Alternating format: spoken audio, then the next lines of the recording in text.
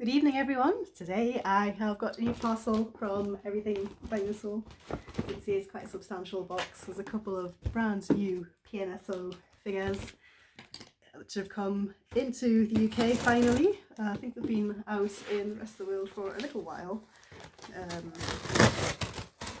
I always wait and get everything from Everything Dinosaur. I'm hoping I don't fluff this because I know my workmates are greatly looking forward to seeing this too. And will undoubtedly rib me if I get this wrong. Anyway, these two figures are quite interesting genera. One is very large, one of the moment, the largest known in fact, and the strangest by a long way. And the other is a very peculiarly named figure. Now, I must admit, I am a little bit behind in terms of the revisionism of certain figures in their position in the dinosaurian tree of life and how well they're known. So here we have a slightly controversial Sinopliosaurus. It's been called by PNSO. It's not a species I'd come across. I know my friend Joel in my dinosaur toy group says it should be a Sinopliosaurus, and my friend Tim Thompson from Australia suggested that maybe it could be a Suchomimus, but this is the first one. And the second one, this is the most exciting one, because this is the largest feathered theropod that PNSO have done to date, and it just shows that they really are very capable of producing very well sculpted feathers, so I'm hoping there will be more feathered theropods from them in future. So first up we've got this quite controversially named Sinopliosaurus. I must admit it's not a genus I'd ever heard of. And my friend Joel in my dinosaur toy chat says it should be a Sianosaurus. I must admit I'm very out of the loop when it comes to the naming and revisionism and how species are named. I do know that Sinopliosaurus is a nomen dubium. My friend in Australia, Tim Thompson, suggests that this should be a Suchomimus.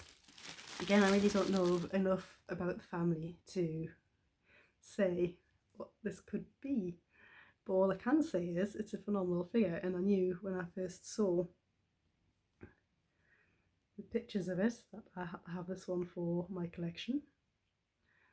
Get the camera to focus upon the dinosaur rather than me. I hoped having a black background might help, but apparently not. And so first up, yes, I can see that this is a phenomenally detailed figure, and of course, like PNSO figures, it comes with a little stand because it is quite soft. I like the way that they've gone for this paddle shaped tail here.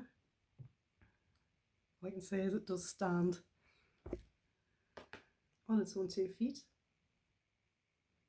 even balancing like that. Look how well proportioned those feet are. So on to the next, if I can get it the right way up. So, Jacques the Deinocheirus. I always change the names of my figures. I don't understand why they give them these names. So this is the thing that Rebo started. It seems to be something that PNSO are running with.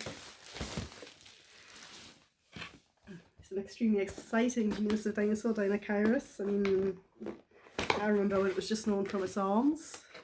And, you know, how mysterious it was. I mean, it was always thought that it was most likely to have orthomine affinities. Now, again, this one comes with an information leaflet and a poster. Comes in like a polystyrene packaging, this one. A bit more Rebo. Again, it's a stand in this box. The figure itself. Wow,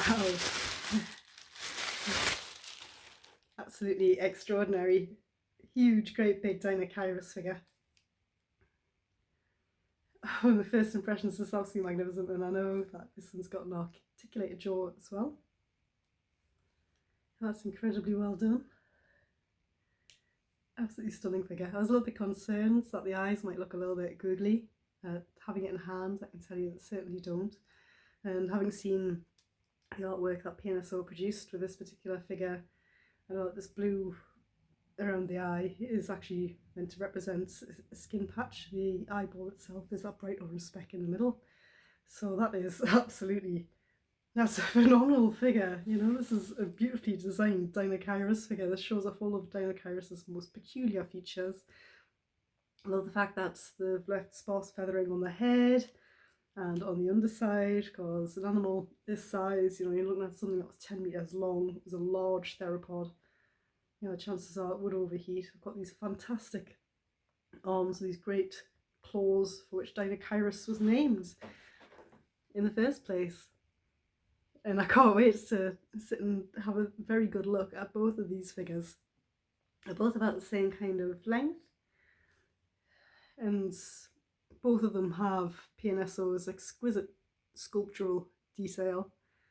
Yes, PNSO are a little controversial, and personally I think that for the price of them, most of them are very, very good value. Some of them are a little overpriced, some of them seem to be a little underpriced, but both of these figures I'm absolutely delighted to have them in the collection. I'd rather have better quality figures and fewer of them, and PNSO tend to fit the bill. And of course I had fantastic service from Everything Dinosaur, and you know, Everything Dinosaur, you can't go wrong with their customer service. It's platinum level award. And see this Deinocheirus stands as well. I hope you've enjoyed having a quick look at both of these figures with me. Apologies for the interruption earlier in the video, and I look forward to seeing you in the next one.